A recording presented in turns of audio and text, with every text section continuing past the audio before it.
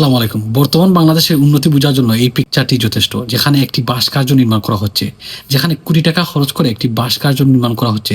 আর তারই কাছে আমাদের একজন অসহায় মানুষ, আমাদের দেশের একজন অসহায় নাগরিক সেখানে শুয়ে রয়েছেন। এরকম হাজারো নাগরিক আমাদের দেশের রাস্তায় শুয়ে আসেন প্রতিদিন। যাদের জন্য আমাদের সরকারের কোনো মাথা ব্যথা নেই। উন্নয়নের অবস্থা যদি এরকম হয়ে থাকে যে যেখানে দেশের সাধারণ মানুষ সঠিকভাবে খেতে পারছে না, বাসস্থানের অভাবে সঠিকভাবে ঘুমাতে পারছে না, এরকম রাস্তায় ঘুমাতে হচ্ছে।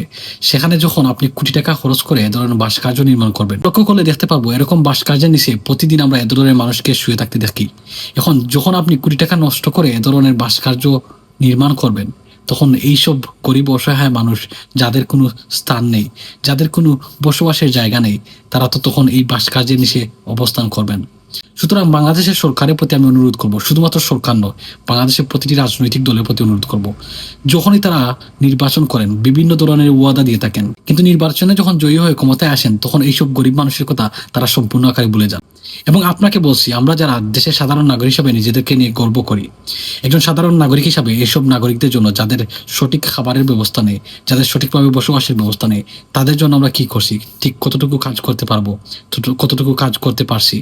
সুতরাং আপনি আপনার জায়গা থেকে যদিও কাজ করতে না পারছেন, তাদেরকে সাহায্য করতে না পারছেন, কিন্তু তাদের হয়ে যখন সরকারকে তাদের অবস্থা জানিয়ে দেবেন, তখনই সরকার এসব মানুষের জন্য কাজ করবে। তা না হলে দেশের এইসব অসহায় গরিব মানুষ কখনো তাদের অবস্থার পরিবর্তন হবে না। আর তাদের অবস্থার পরিবর্তন যতক্ষণ হচ্ছে না, ততক্ষণ দেশের কোনো উন্নতি সাধন করা সম্ভব নয়।